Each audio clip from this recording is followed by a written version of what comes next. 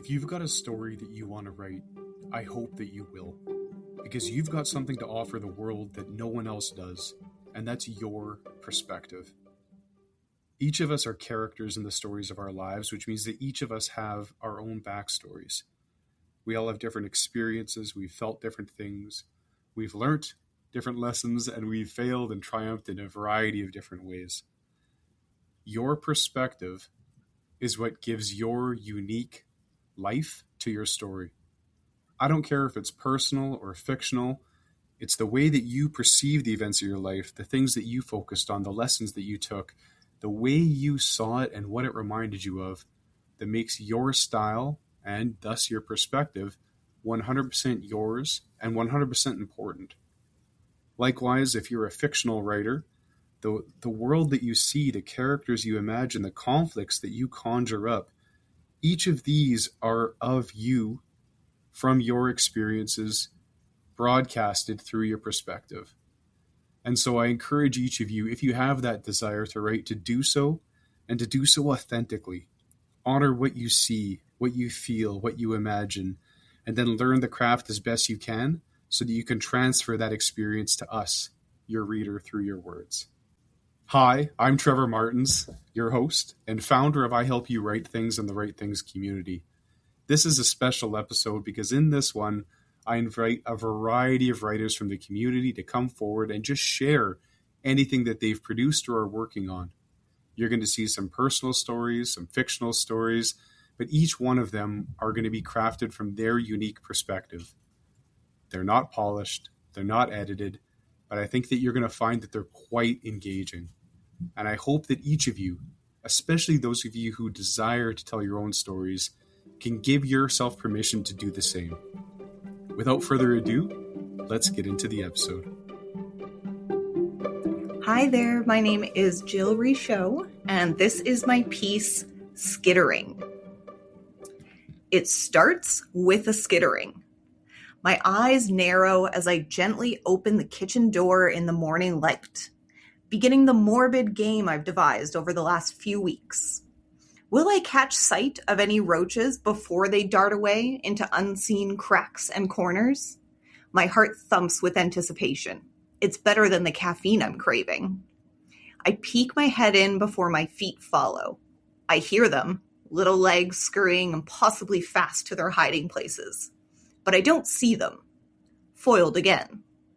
I fill the kettle for tea, musing on whether I lose if I see the insects or if I don't. I turn the gas stove on low and fish the matches from a drawer, pausing to let any wayward roaches out. They're everywhere. The place is probably infested. But I'm told they're common here in Kigali, Rwanda's capital city, and nearly impossible to eradicate. So I've accepted it as part of life, hence my little morning game. After 3 tries, I strike the match and hold it to the gas, saying a little prayer that I don't singe my eyebrows off. With the water now heating, my hungry eyes scrutinize the muffins I brought home from the Women's Bakery Rwanda, where I volunteer. Carrot, beet, and banana. My greedy fingers pluck the carrot out and I take a big bite, leaning against the table in contentment. I came to Kigali to help this bakery with marketing. So far, it'd been a dream with an endless supply of baked goods. Happiness really is carbs. While lounging in my sugar high, movement catches my eye. I snap my head to the left, spotting a large cockroach lazily ambling across the floor towards me. It's not remotely fazed by my presence. I edge to the stove and switch off the gas, briefly musing how the roach would probably survive a blast I wouldn't. Every night, I tuck my mosquito net in extra tight, checking it twice, so I won't wake up to the tickle of antenna and too many feet crawling along my body. Keeping my enemy in eyesight, I scan my surroundings for the broom. Killing them is always a gamble, or so I'm told. Therefore, the broom is the perfect weapon. When in doubt, sweep them out. The intruder sits there completely unhurried, like it's daring me to try. I bristle. Where is that broom? Maybe Hope, who's one of the staff here at the guest house, put it outside? I stare at the roach, and I swear it stares at me too. We're in a standoff. At the sound of the doorknob rattling, I break eye contact. Hope strides in and smiles before catching the tension in the room. She cocks her head and then sees it, the brown pest now restarting its slow journey across the room, like it knows danger has arrived. Hope laughs, grabbing the broom from just outside the door. The roach picks up its pace, trying to scurry under the fridge. But Hope is too fast. With a swipe, she launches it off its path. It regroups and changes track, scooting for the stove. Swish! This time, the roach lands on its back. 6 little legs pedal in panic. Hope giggles and hands me the broom, motioning to the door. That's Hope, determined to help me every chance she gets. Today's lesson is shooing roaches outside. I take the handle and gently brush at the insect, jerking back when bristles meet body. Hope laughs and waves me on. I brush with more gusto and flip it back on its legs. Shit. It wastes no time skittering away, but I hoist it back, annoyed. Another brush kicks it out the door. Thwack. Hope closes it and grins at me. Yay go, she cheers. Yay go, I answer. We dissolve into giggles as she effortlessly relights the stove for my kettle. I don't even need that tea now. I take another bite of my muffin instead, and it tastes extra sweet. As I munch, I consider how far from my version of normal this morning has been. While my home has more convenience and far fewer roaches, somehow this place is starting to feel like home too.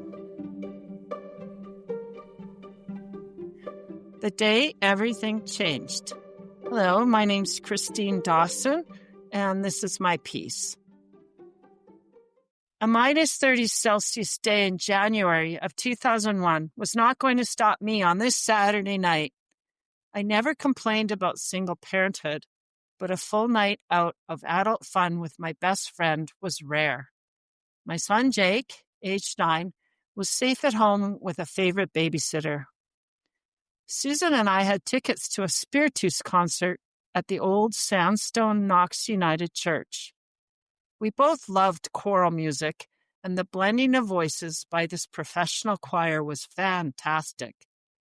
The acoustics in the old church were perfect. Although we needed to wear our jackets the whole time, we came out elated, and it was still early. Susan was a beautiful singer, performed in a choir, and played the Celtic bowrong drum. She knew there might be a kitchen party or session at a small Irish pub not far from the church. It would be all acoustic with no amplification or rehearsal, like being in someone's kitchen. Always an active, appreciative audience member, I looked forward to joining in on choruses, plus clapping and stomping in time. Breathing down the front of my jacket as the car warmed, I thought, this whole evening is flowing like butter already. Can it get any better? Then it did. Look, someone's pulling out, trilled Susan. A perfect downtown parking spot in a city the size of Calgary is always a good omen. I pulled in easily. Our breath smoked up high and was whisked away into the frigid wind as we made quick time to the pub's entrance. We opened the large wooden door, and welcome warm air blew into our cold faces. The pub's distinct smell of roast lamb, beer, and fries greeted us like a hug. The soft, cozy lighting bathed the dark wood decor, and it was unusually quiet for a weekend night. There were 3 patrons at the polished bar watching a game, 2 men seated at the far booth by the frosted windows, and 8 musicians setting up around the small stage. Susan was all smiles and hugs as she greeted the musicians she knew.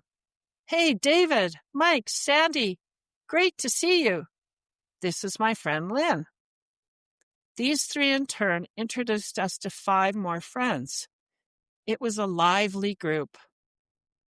Sue, we'd love it if you joined us for the Roads to Loch Lomond, asked David with a raised eyebrow. We need your soprano for the solo. He gestured with his head and continued, "You can borrow my drum over there." "Yeah, for sure," Susan replied, eyes shining. "I'll need to warm up with backgrounds before the solo," she laughed, clearly thrilled by David's invitation. "Let me know what the first couple of songs are going to be, okay?" "No problem. It's going to be fun." David winked at Susan, turning around to continue setting up. I didn't notice how much she sparkled at his attention until weeks later. "I'm so glad everyone still came out," Susan remarked as we settled into a front table. A big smile stayed on her face as she watched David and the others. "I'm so excited to see you sing," I gushed, grabbing one of her hands. A gorgeous young male server came over. We ordered 2 craft beers and tried not to stare. "Excellent eye candy," I remarked under my breath when he finished. Susan nodded slowly in approval. We both watched him turn and walk away, doing our best not to cackle within earshot.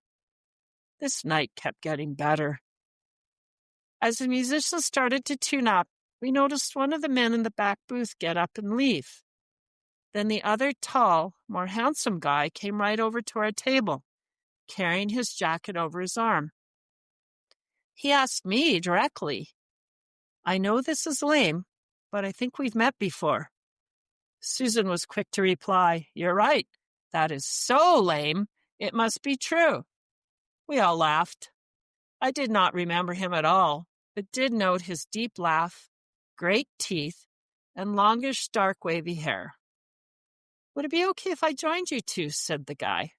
"Sure," we both chimed. He directed his gaze at me.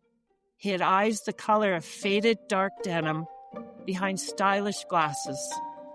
He held out his hand and said, "Hi, my name's Bill." Hi, my name is Brenda, and this is a piece that I wrote for one of Trevor's writing groups inside the writing community. A couple of years ago, my husband Robert and I stopped in for a visit at a friend's camper at the lake. It was a Friday evening, time to unwind with a cold one and let the worries of the week fall away. We had our sunglasses on. Robert often wore his sunglasses. In my case, it wasn't necessarily because it was sunny, but because I was in hiding. A mysterious skin condition was affecting my face, targeting the skin around my eyes and lips. I didn't look entirely like myself, but was certainly recognizable to those who knew me well. We had just settled into our lawn chairs when a man from the adjacent campsite began to pass by on his way to somewhere else. He had a gray peppered horseshoe-shaped mustache with whitening tips, distinct icy blue eyes framed by wire-rimmed glasses shaded by a ball cap, and wore a t-shirt, shorts, and sandals. He looked strangely familiar to me, like I somehow knew him. Trent spoke to him, and perceived as an invitation to come closer for a visit, he veered from his intended route. He seemed like a nice enough guy, a happy-go-lucky, middle-aged fellow, relaxed and ready to kick back for a weekend at the lake. I could tell that they had previously met as Trent took the lead in initiating conversation, but upon hearing his voice, I sensed even more familiarity than before. I was sure I knew him from another time and place. Then the surge of recognition hit me. It's Garnet. I politely disengaged, turning my head slightly away from the man, and started to chat to Donna, silently hoping he hadn't recognized me. I wonder if he knows it's me. I'm incognito. He might not even notice. Keeping an ear pricked, I half-heartedly carried on a conversation with Donna, and now Robert, while still keeping tabs on what he was saying. He began to subtly drop hints. His wife this, and his wife's daughter that, never calling them by name like he was taunting me. I'm sure he knows it's me. I can tell by what he's saying. I didn't want him to speak to me. I didn't want him to recognize me. I didn't want to let him know I recognized him. I didn't want to say anything to him. After all, what would I say? We were caught in an awkward limbo. It had been almost 20 years since I'd seen him in person, and about 3 years since I'd last spoken to him on the phone to let him know Mum had died. Neither had been a pleasurable experience. Eventually, he and Trent wrapped up their conversation, and he glanced my way. I pretended not to notice, trying to appear otherwise occupied. Please don't say anything. Please don't say anything. Well, I guess I'll go see what Bond is up to, he said, and turned and headed off to where it was he was going in the first place. That's the moment I knew for sure. Bond was a mutual acquaintance from my previous life. I was thankful he hadn't initiated a conversation, even if he did recognize me. It would have been awkward, uncomfortable. He'd never met Robert, and the friends we were visiting, they had not invited a potential drama unfolding before them on a quiet Friday night. Trent rejoined our conversation and I waited appropriate amount of time until I knew for sure the man would be out of earshot. So, do you know that guy? I casually asked Trent. Yeah, he's in the spot behind us, Trent gestured with a thumb over his shoulder. He stopped by earlier after they pulled in. They're from somewhere out in Saskatchewan. Carlisle or Kipling or something like that. Cardiff? I half questioned, half stated. Cardiff. Yeah, that's it, I think, he said, nodding in agreement. I could leave this be. They would be none the wiser. I took a swig of beer. I think he's my brother, I said casually, the words landing like a grenade. All three heads turned my way in collective disbelief. What? Yeah, he's my brother. Why didn't you say anything? Because I wasn't 100% sure at first, but now I am. Robert knew my story. Trent and Donna knew parts of it. They didn't even know I had a brother until now. I never talked about my family. It was a part of a past that I wanted to leave in the past. It was there for a reason. If you're feeling inspired to begin to write your stories or to return to your writing with more consistency and purpose, I'd love to invite you to join myself and all of these other lovely writers inside the Write Things community. When you join, you get paired up with your own private feedback group, where each of you will get to exchange your stories and feedback to learn and grow to become the writers that you want to be. Some writers love to get feedback just on their style, on how their story's landing for their reader. They want to get a sense of who they are. Other writers join because they really want that constructive feedback. And inside your PFG, your private feedback group, you can request and talk with your members about your writing, about where it can grow and how you can improve. Regardless of where you're at, this community is designed to meet you and help you take your next step and then some. I know it can seem scary to commit to your writing. Some of us have waited our entire lives to begin writing. Others have started and stopped more times than they'd like to admit. To help you reach your goal of becoming a writer, of staying consistent, this January I'm offering 100% of your registration back as credit towards more time in the community if you just participate. That's it. No surprises, no hooks. If you show up and write from January to March, I will give you your entire registration back towards more time with us in the Write Things community. If you're curious, please go to www.ihelpyourwritethings.com and check the community tab at the top. Hi, this is a small piece from Tinsels, Toys, and Love by Emlee Mitchell. All of a sudden, I need to take a break from all of this. Well, I'm going to go let the dogs out.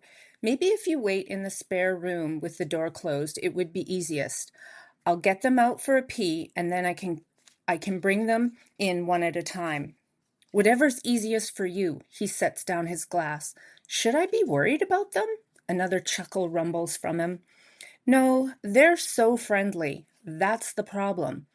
I don't want them to knock you over or hurt you as they try to drown you in their kisses. Last time Allison was here, Brooks knocked her right on her ass. Allison was fine, but she had a few bruises. 80 pounds times 2 of love and slobber can be a lot. Got it. I'll get out of your way. Once the door is shut, I go to the office and open the crates. Both dogs bolt straight for the spare bedroom door. Their noses are in overdrive as they sniff the crack between the door and the floor. Jake laughs from the other side of the door. You might be laughing now, I call as I do my best to tug them towards the garage. Once I get my boots and jacket on, I open the door to the dogs' part of the yard, and they run outside, peeing instantly. They make their rounds, sniffing all the corners of the yard. I get a lot of wildlife around here, so Gary helped me build a huge fenced-off area for the dogs, and it keeps most of the animals out. Once their rounds are done, I make snowballs and throw them up in the air, but they aren't interested. They want to go inside.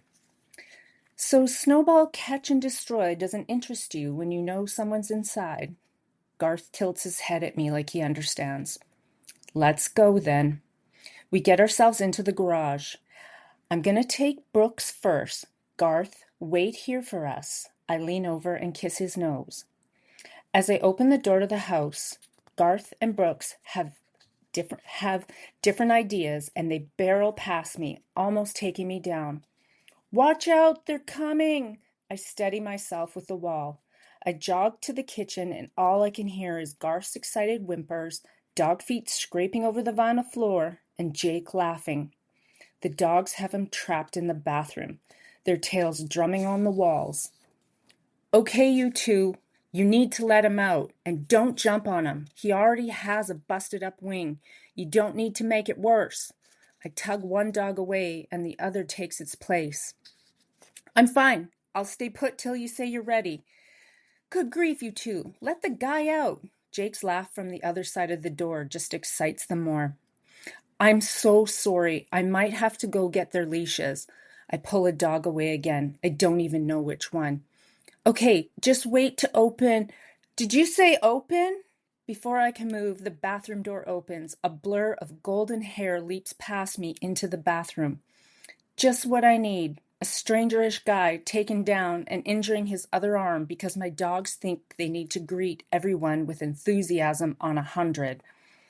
Jake is pinned against the wall, laughing and trying to pet both of them with one hand. And now there's all 4 of us in my bathroom. Garth! I grab his collar and pull him away, but his need to welcome Jake overpowers me, and my socks are no match for the tile floor. Jake is bouncing between laughing and calling out, "Whoa!" He holds his injured shoulder towards the shower, which is offering very little protection. Tell me what to do! His words skip out in between laughs. I have no clue. I tug on Brooks. Brooks, stop! The rug is balled up. Jake has almost fallen into the tub a few times. I've got to get this under control. Cookies? 2 sets of coffee eyes snap to me. I look at Jake, and then I run from the bathroom, yelling, "Cookies!" all the way to the kitchen, a mess of wiggly gold fur hot on my trail. If you liked Emlee's piece, you can pick up your own copy of Tinsel, Toys, and Love using the link in the description. She's also got a number of amazing books available. I hope you'll check them out. I'm Marcie Harrison, and this is an excerpt from a memoir that I'm working on. It's called The Night Before. Tires crunch on snow as I back my minivan down the driveway, frost still clinging to the windshield. Twilight shadows flicker as I ease past the maples that separate our yard and the small alfalfa field on the other side. I stop the van just before trees end and road begins. Foot on the brake, I look at our home, clad in soft gray and snuggled under a cap of white. Through the window, I see Cal holding Sarah. They're smiling and waving, framed by the inner glow of the kitchen. The movement of her chubby toddler hand draws squiggles on my heart, makes it harder to leave for work. I lift my hand and squiggle back. The van picks up where it left off, the last tree slipping from view as tires make contact with gravel. I shift into drive and make my way slowly down the road toward the farmyard. The tidy row of steel bins appears, anchored by a bright red barn. I prepare to stop, knowing that our older daughter, Kathy Jo, is playing on the nearby hill, the spot where snow is piled every time it falls. The mound of white is already 10 feet and growing. It might as well be the top of the world, the way Kathy Jo is perched up there, feet wide apart, tall and straight. I can't name it yet, but something in me stirs. I stop the van, expecting Kathy Jo to come running down the hill for a hug. Instead, she just stands there, beaming and waving. I drink the moment in, her pine green ski pants and coat with little flowers dotting the front yoke and pockets. A white scarf covering the bottom half of her face, tails neatly tucked inside. Her navy blue mitt waving, her brown eyes dancing. A smile spreads across my face. In this moment, it dawns on me that she doesn't need me, that she knows she doesn't need me. The thought settles on me like a softly falling blanket of snow. The wonder of it tingles the way childhood milestones often do. How happy I am for her, for this new place she's found. It hasn't always been easy. Kathy Jo's a lot like me, sensitive, curious, a homebody, more comfortable with books and animals than she is with people, full of big, deep questions, cautious in new situations, a glance or two in my direction as she finds her footing. The complete opposite when it's just the two of us, exploring, playing, and simply being. What fun we had in the early years, the home years I call them, rich, warm, and lively, her discovering the world, making sense of it, me watching, guiding her at times, and learning from her at others. Like the day we came across a dead skunk on one of our summer walks. Kathy Jo was about 4 then. The carcass had been there long enough not to smell anymore, long enough to be barely recognizable. Bare bones peppered with tufts of black and white fur. Why does it look like that? Where's the rest of the body? I loved her inquisitive nature. Bugs and birds use it for food. Even smaller things like bacteria feed off it. So it keeps other things alive? Yes, that's right. So it's still alive, just in other ways.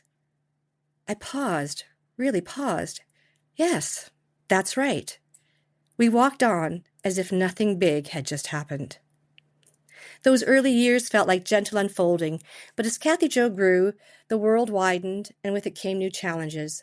The school years were full of a different kind of learning, harder lessons, like how to be away from the freedom and quiet of home, how to cope in the noise and clutter of the classroom. School nights were often full of sore tummies and apprehension, and when morning came, Kathy Jo lingered a little longer over pancakes. I resisted the urge to keep her home. Because after-school reunions were full of smiles and stories, for school came with its own kind of awakening, figuring out how you fit in the world, figuring out where others fit, forming connections. I so wish it could all be easy for Kathy Jo. And as I watch her on the hill now, I know that she's turned a corner, that she feels more at home at school, more at home in the outer world, more at home in herself. What a sweet place to land. Our eyes meet and dance together. Our eyes meet and dance together. Her future feels so bright from here. A smile spreads across my face, and my gaze lingers a little longer than usual before it turns to the road ahead, the twilight deepening on either side of the headlights.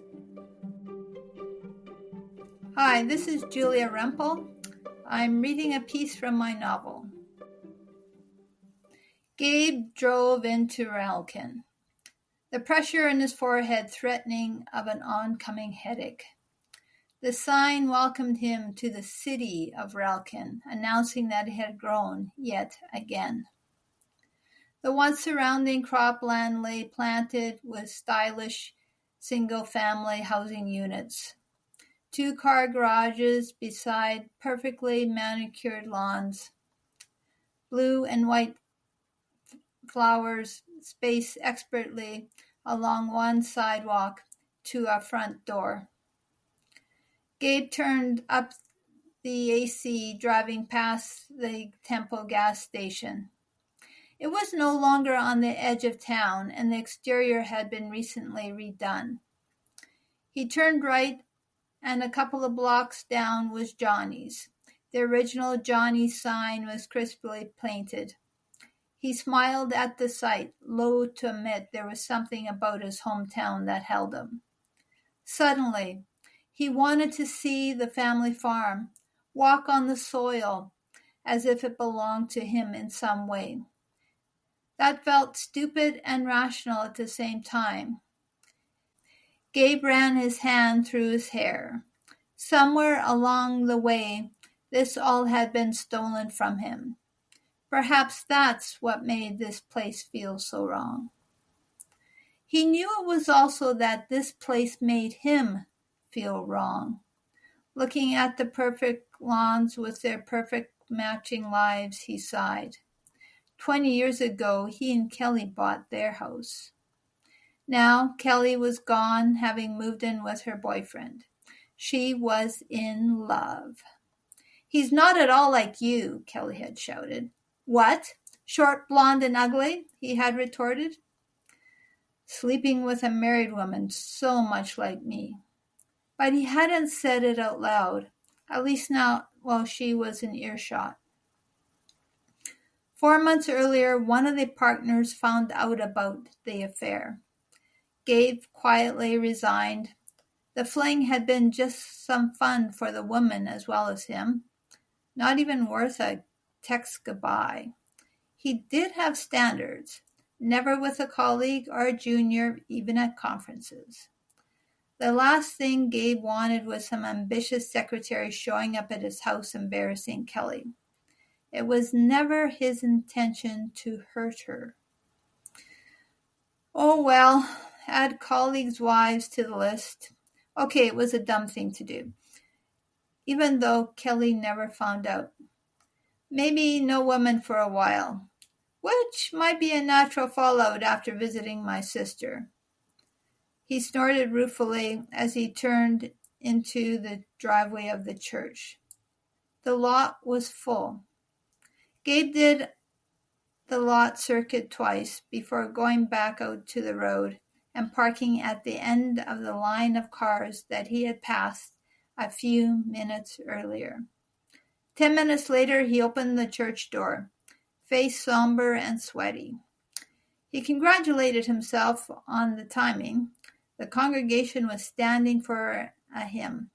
Absent-mindedly taking a bulletin from the usher, he sneaked into the back pew. He really couldn't see anything except the back of heads, including a bald one picking up something from the aisle. For all he knew, he could be at the wrong funeral. He momentarily lightened at the thought, before flipping over the bulletin to look at the picture. He almost dropped it. Holding the bulletin tighter, he returned his mother's steady gaze. Claire looked happy.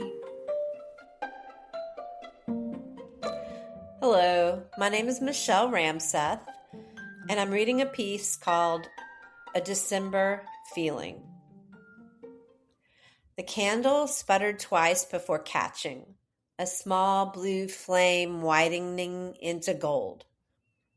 It was the second Sunday of Advent, and Mara still wasn't totally sure she was doing it right. The guidebook mentioned etheric bodies, living warmth, and feeling the world with the heart, which felt a little advanced for her kitchen table, cluttered with coffee cups and yesterday's mail. Her husband flipped through the booklet as if the words might rearrange themselves into something more familiar. Does the etheric body need, snacks? He whispered, nodding towards the plate of gingerbread. Mara nudged him under the table. Shh, you're scaring the candle. Across from them, 9-year-old Ian quietly pushed a gumdrop into the roof of his gingerbread house.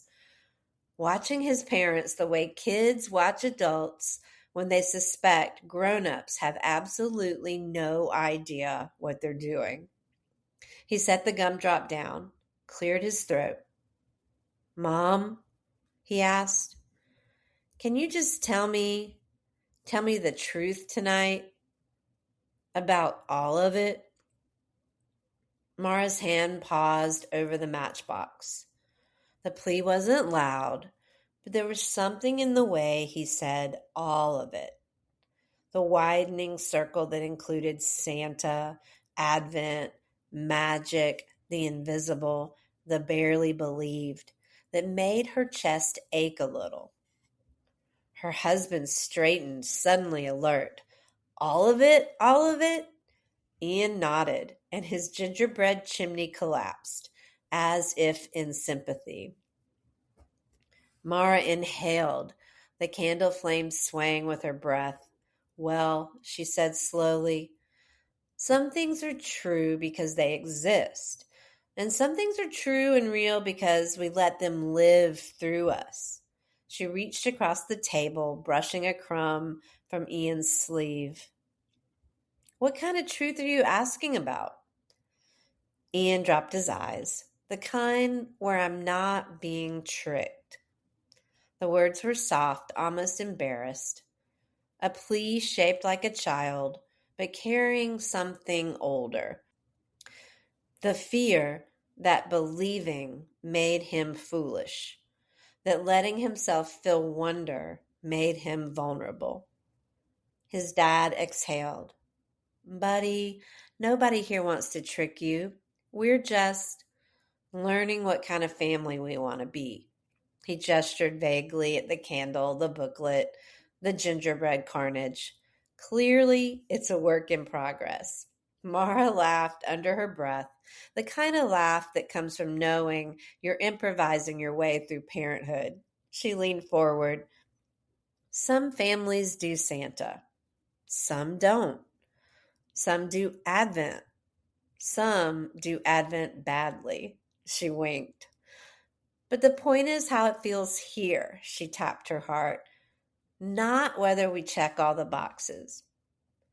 Ian looked at the candle as if it might help. The flame trembled, not mystically, probably just from the heater switching on, but the timing was decent enough to be meaningful.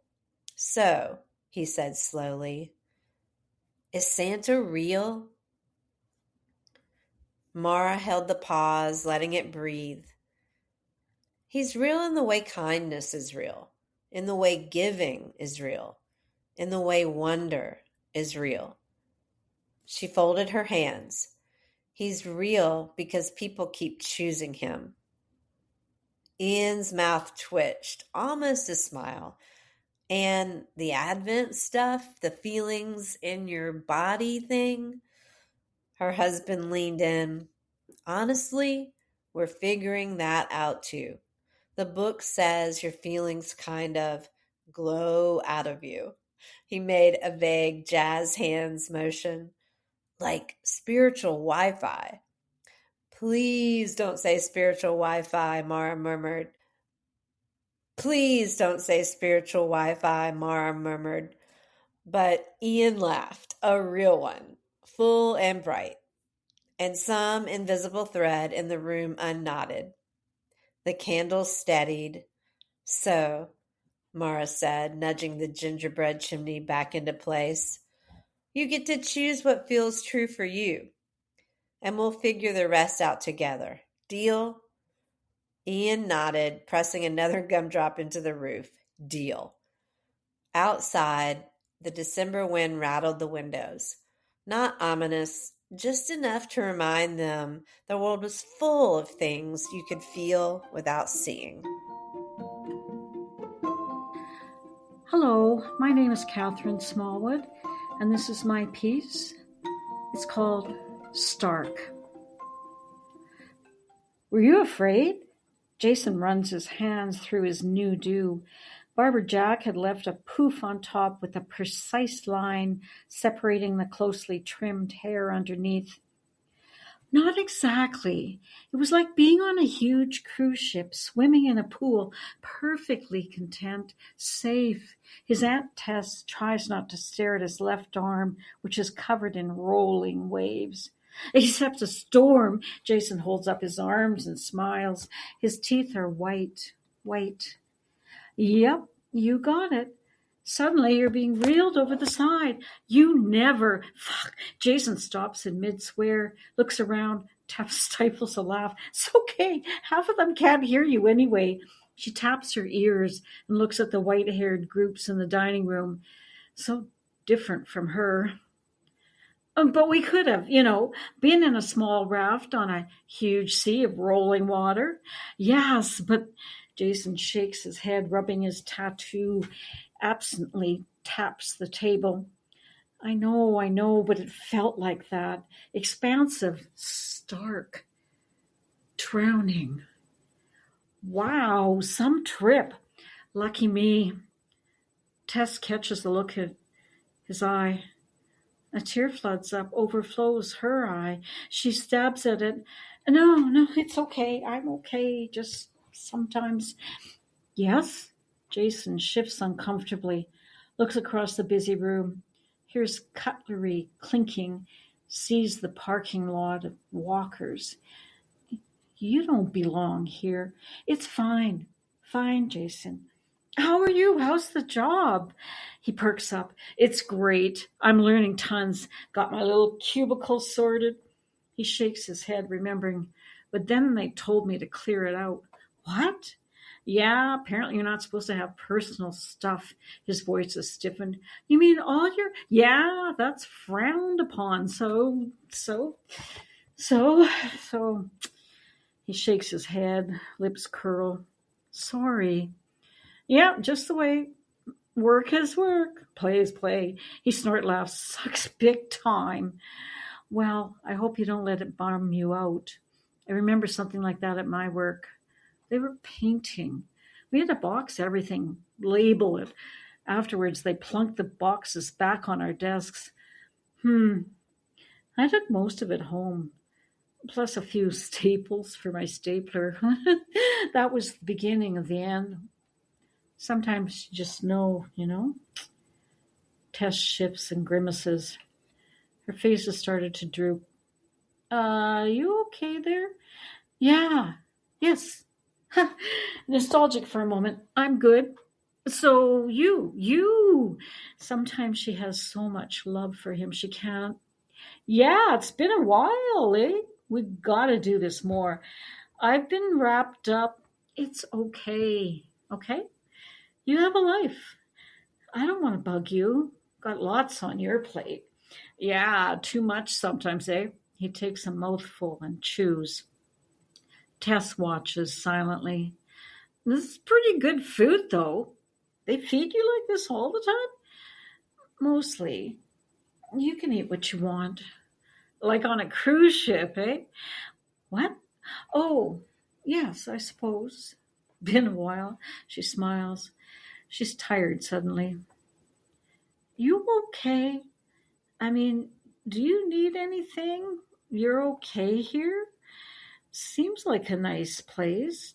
Jason reaches across, lays his hand on the table. I took most of it home, so now I asked them for a few boxes for the move. I'll put some stuff away, get it ready. Tess touches his extended hand, traces her fingers along the rolling waves on his arm. So beautiful, she whispers. Stark. That's where I want to be. Get rid of the boxes, the stuff, then I'll be free. She looks up into his puzzled eyes. I want you to know that I'll be free. Hi, I'm Alice Taylor, and I'm sharing a piece I wrote called The Last Rose. I dare not touch or even breathe on the last rose. The petals look so dry that I'm sure if I were to touch them, they would immediately disintegrate into a heavy dust. And yet, this rose still holds its elegance and beauty, a reminder of who she was, deep and mysterious, with a gentle strength emanating from within. As I look at the petals wrapping and folding in around each other, I can easily imagine they hold a secret deep within them. Is it the secret of life or death? The fear of touching this rose mirrors the fear within my heart. If it can disintegrate through something as simple as the whisper of my breath on it, then perhaps the fragile memories of my sister could also be lost in the same moment. A single rose from the cascade of near-identical roses that made up the casket spray draped over her coffin. I handed one to each woman as they shared their condolences. I kept the last rose for me, the final connection with my sister, as fragile now as the memories which hold a place in my heart. Distant and not so distant memories flooding my senses in an unorganized manner, each one a sense of urgency, a fear of being forgotten, tumbling over each other, fading into each other, speaking to my soul, emanating from my soul. The pain of the phone call and the memory of how I collapsed when I heard the words which once spoken could never be taken back. Alice, it's Billy. I don't know how to tell you this. Janet's gone. The truth of those words so heavy I could not support them. The pain of a shattered heart, all of these memories are represented by the outer petals. The inner circle of petals, slightly smaller, folded together a little tighter. The memories of planning the funeral and writing and saying the eulogy. My younger brother standing beside me, holding my hand and squeezing it tightly every time I faltered. The argument with my father. He wanted a closed casket. I did not. The compromise, open for the viewing, closed for the funeral. While family and friends were enjoying food and drinks elegant enough for the wedding she never had, I was spending my last moments with her. I asked for her coffin to be opened. I gently touched her arm and repositioned a stray hair, whispering from my heart to hers. Petals representing the memories of a standing room only service with hundreds attending despite the cruel winter storm raging beyond the doors of the funeral hall. A moment when I paused as I was saying her eulogy, seeing the many faces and knowing that she had touched their hearts in the same way she had touched mine. Each layer of rose petals becoming smaller and more tightly entwined, like memories of distant times, a little more faded, wrapping into each other so tightly that as you get closer to the core of the love they represent, it becomes impossible to tell where one begins and the other ends. At her gravesite, I place a bouquet of 2 roses, one white, one pink, with delicate fern and baby's breath tucked in amongst them and tied together with a soft pink ribbon. An identical bouquet in my car. I touch her laser-engraved portrait, the cold of the black granite monument echoing how I feel, desolate, alone, yearning for another moment of her arms embracing me in a comforting hug and the sound of her voice. I release 2 helium balloons, one white, one pink, one at a time, wishing I didn't have to visit her like this, not wanting to stay, not able to leave, the tears still falling, the 41 years of memories still tumbling. I return to my car, leaving my sister behind once again. I'm struck by the passage of time, before and after her death, counting the days, the weeks, months, and years. I wonder at how similar it is to when a baby is born, 9 days old, 12 weeks, 6 months, 9 months, tumbling, fading, as the years fold into each other. Having this tremendous feeling of loss is the price I pay for the gift of having Janet as my sister, a price I would pay over and over again in a heartbeat. My biggest fear is that I will feel this way for the rest of my life. My second biggest fear is that I won't. Hello, my name is Denis Fortier, and today I'm going to talk about winter peg. What to do, what to do. The damn general betrayed me, left me out in the cold, literally. The general is what I call my old, trusted and rusted 1973 3/4 ton Ford pickup truck with 4 on the floor. Correction, what I call my parents' vehicle that I commandeered for my own personal use. But that's not important right now. What is important is that it is a ruthless minus 38 degrees Celsius with a feels-like wind chill of minus 46 degrees in the middle of January on a deserted Winnipeg street at 2 o'clock in the morning on this godforsaken night. The year is 1984, and somewhere George Orwell is shivering just imagining this dystopian desolation. I curse as I abandon the traitorous vehicle and walk away. I'm not dressed for the occasion. No gloves, no toque, and no stinking long johns. It's been 72 seconds, 72 Mississippis. I walk, hands stuffed in my coat pocket, and I shiver along the barren road. Painful, wind-driven shards of ice stab my exposed face. I imagine my family jewels desperately scurrying to find warmth. Apparently, thinking of one's crotch is often a good sign that death is not yet imminent. I hear the rumble of an engine behind me. I turn around and adopt the universal hitchhiking pose, exposing my naked thumb. Miracle of miracles, it's a transit bus, I murmur incredulously, followed immediately by, oh crap, the sign says out of service. And then, hot dang, the Good Samaritan is stopping anyway. An emotional whiplash, a wave of vertigo. A friendly face appears as the door creaks open. Cold as hell, eh? Where are you heading, buddy? St. Boniface, I respond, through clacking teeth. I'm heading back to the bus depot, but I can get you to Portage in Maine.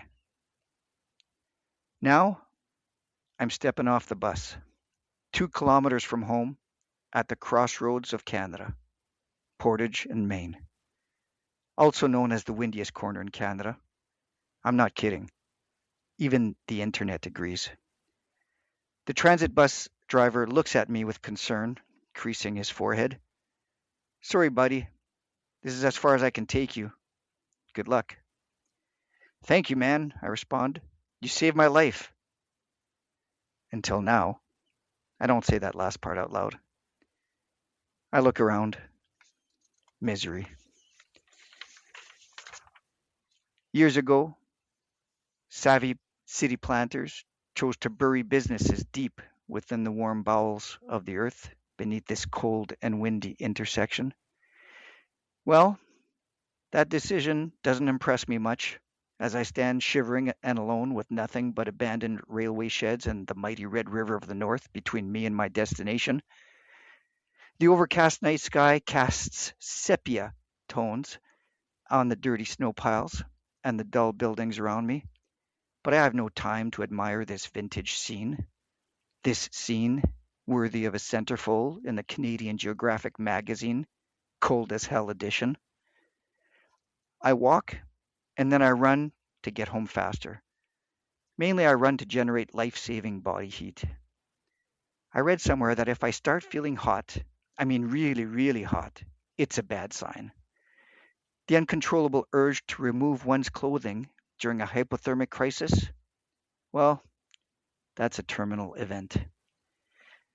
Frostbite can occur in under 1 minute, said the radio announcer just as the old general coughed and died. Wonderful. My left ear aches. I can practically feel the flow of blood in the tiny arteries of my exposed ears slow and thicken as it passes from liquid to solid. I can visualize sharp, piercing crystals slicing and damaging my fragile capillaries, irritating the sensitive nerve endings nearby. My nerves are screaming at me. No toque? Are you nuts? Such nerve. I panic and I run. The self-generated wind chill is not pleasant. Past faded red sheds, I expose myself to the elements as I cross the windy bridge over the frozen river. I can't feel my ear. I lift my cold hand and feel a disembodied piece of frozen meat on the side of my head. Is that my ear? I can think of nothing now. My head hurts and my brain is numb. Walk, run, I don't know. I don't care. Sacrifice an ear, a finger, or a toe, but move. The alternative is a cold slab in the morgue. I'm Shawna Tavsky. I'm going to read a story called The Library. An empty library is a strange place. It's romantic, you'll see, Tom whispered in my ear before his face faded in the mirror. Tom is my high school sweetheart. It was some time before noon when I left home. Bye, Mom. Back soon. Before she could say anything, I shut the door behind me and was pedaling down the alley to the old library. Abandoned library, I should say. I wore my red sundress that day, my cute khaki sneakers, and I even curled my hair. It was a quick bike ride through town, my home for 18 years. I found it hard to believe I'd be leaving soon. The library was sinking into the long, lonely whispers of the unkept summer grass. The side door of the old building hung crooked. The bottom hinge had rusted off. Tom makes everything an adventure. He's romantic like that. A putrid stench greeted me as I stepped through the door. Gross. I had to step over half a dead rat. Me and my pretty sundress fluttered into the dusty hollows of the old library. My sneakers stepped soft. My feet moved slow, avoiding the dreaded shh. Further into the old stacks, a floorboard creaked and signaled for me to look down as its soft wood pressed into the space below. This is where the librarian fell. I could sense her watching me from beneath the floorboards. She must have hated the fact that I was alive and she was not. The stain where her blood had soaked through eddied under my feet and seeped into my shoes. Trust me, Tom had said. I was supposed to look for a mirror.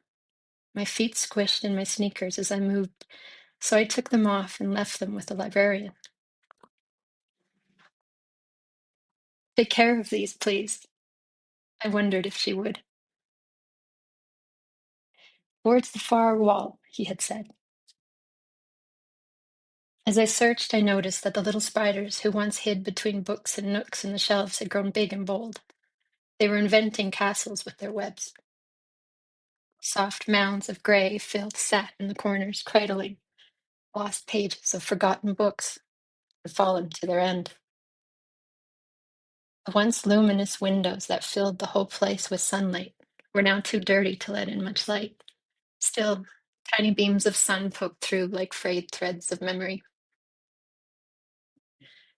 This isn't romantic, I thought to myself, though I could see Tom thinking it was. I searched as best I could for the wall with the mirror, but there was no mirror. Tom was nowhere to be found. "Oh," I cried out. Heads turned. The readers not there all glared. Ah, the mirror had fallen to the floor. Things sure do fall here, is what I thought as I picked a tiny sliver of glass from the bottom of my foot. I must apologize, Tom said. Oh, no, my love. Half a mouth spoke through a shard of glass. It was Tom. I'm broken. You're a puzzle, Tom. It's okay. I'll fix you up. First, I picked up the pieces where I could make out lips and teeth, so I could hold his whole mouth in my hands. Kiss me, he said. So I did. Tell me a story, he said. So I told him the story of a ghost that falls in love with the girl in a red dress, and she kisses him in the end.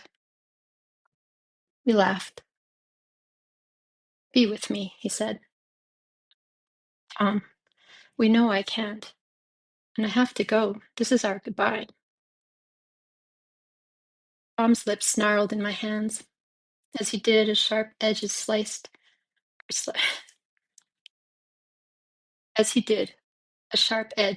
into my finger. His reaction startled me. He had never snarled at me before. I watched my blood drip into his lips until his tongue finished licking my finger clean. I'm sorry, he said. It's okay, Tom. I think he was mad that I was alive and he was not. Bang, came a crack from above. Tom, I couldn't let the pieces go. A beam snapped free. I never did leave the library, and I never left town. My story didn't go as planned. Tom and I weren't meant to say goodbye. Shh. The librarian gets annoyed with me a lot. She refuses to give back my cute khaki sneakers. I think she hates the fact that I'm in love, and she's not. Hello, my name is Churchill, and the piece I'm going to read is entitled The Gamble. One of the most important instructional lessons I learned as an educator occurred during my second year of teaching.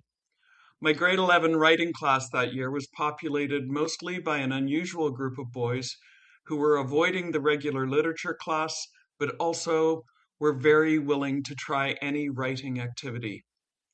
For a few months, however, I had been struggling to convince them to share their writing with each other and to allow someone else, other than me, to read or to edit their work.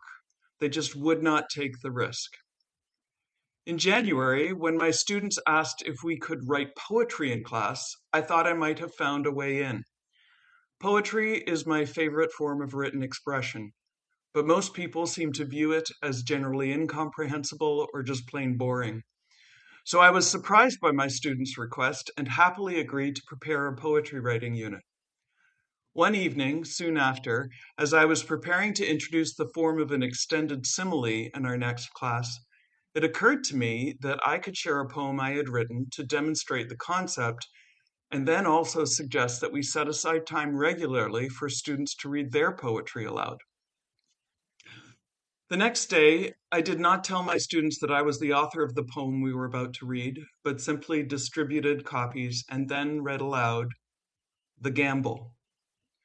Like a billiard ball hit by an inexperienced gambler, my thought shoots off the mark, ricochets off the sides of my mind, cracks against other thoughts, and sends all flying in diverse directions.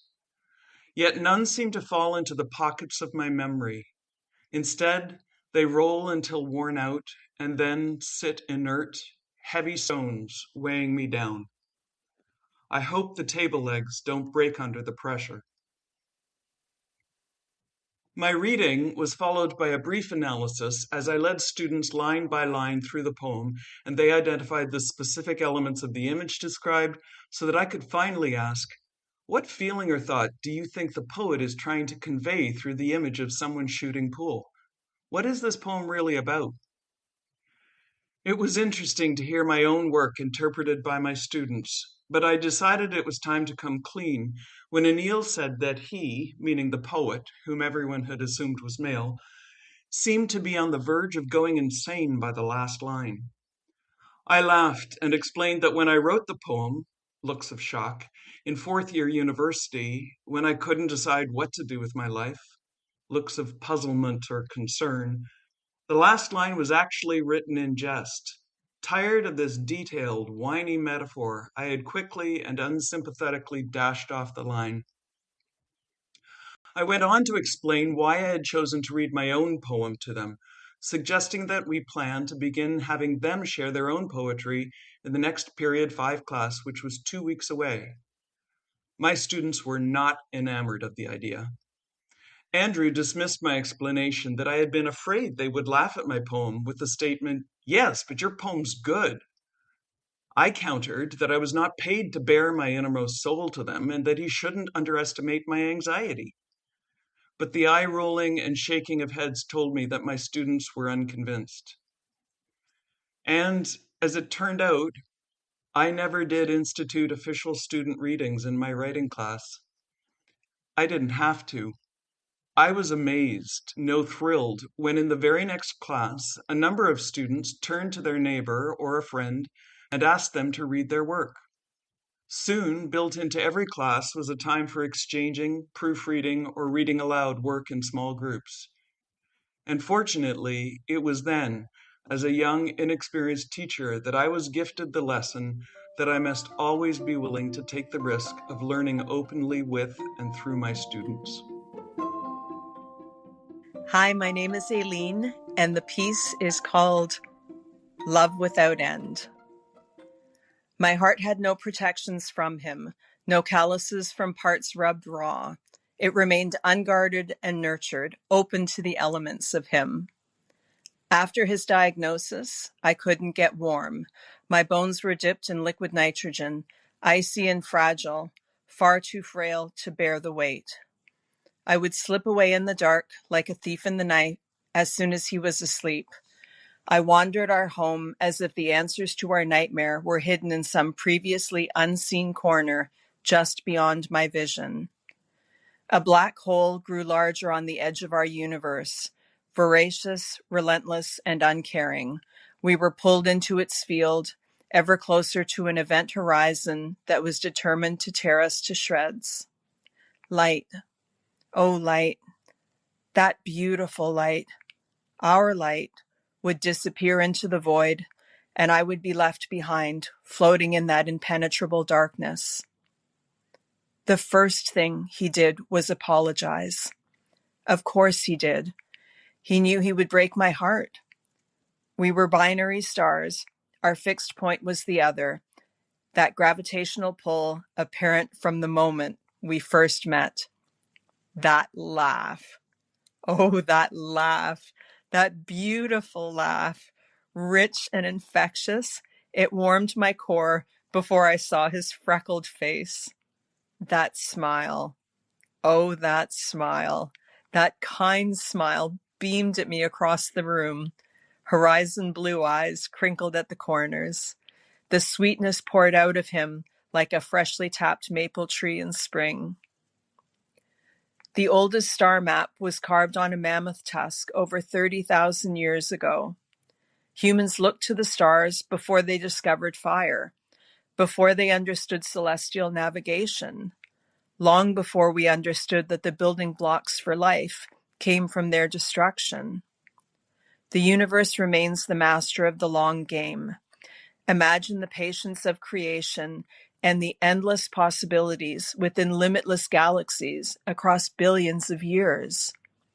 But here and now, the possibilities diminished until there was only the increasingly shallow rise of a chest that contained the most beautiful soul imaginable. Our finite bodies within an infinite universe. Did his memories and feelings travel with him? Did he look back one last time to see me blow him a kiss and whisper, "I love you"? Did his parents come for him, as I promised they would, before I told him he needed to go with them? In the aftermath, I thought of the Grand Canyon, to think it started as a trickle of water, and over the millennia it became a chasm, each side inching backwards. It seems desolate from a distance, but there is life clinging tenaciously. Moments of survival and triumph where once there was nothing. My skin has been stretched taut over such an abyss. He was the river that flooded my world, changing the course of my life in ways I never expected. The river is dry now, but there remains life within me. A shattered heart that still beats, and lips that speak his name with joy and reverence. Gratitude and sorrow locked in an endless battle. What I didn't understand was that the comfort of him would be vast, and that he remains with me. I can no longer experience him physically, but memories. Those memories. Oh, those ridiculous, indelible, delightful memories. They envelop me like a warm bath on a cold winter's day. I am reminded of the first images from the Hubble telescope, when we experienced the vivid colors of space and recognized that there was so much more than what our eyes could see. The theory of quantum entanglement suggests that when two particles become linked, distance doesn't impact the connection, and they remain bound together. All of my grief is worthy of him, a testament to a rare and profound love without end. My beautiful, my beloved, Jim. I love original and authentic stories, and the teacher in me gets quite excited when I see a writer make a new leap or reach another level in their writing. Thank you to each of the authors who appeared on this episode. Thank you for your words and your time. It's what makes these podcasts just absolutely stellar. If you're a writer who would like to take the smallest next step, absolutely check out my backlog of newsletters. Each week, I either teach a technique, I talk about the mindset we need to overcome that perfectionism and the inner critic, or I give you prompts and tips on creativity to help you get writing. You can check it out for free at ihelpyourwritethings.com/blog. Thank you to each of you for listening and subscribing to the podcast on whatever platform you found us on. Stories are fantastic to write, but they're truly complete when they've been heard by somebody else. Thank you for listening to these authors, considering their stories, and just maybe starting to write your own. Regardless, I wish you and any stories that you decide to tell all the best. Thanks for stopping by.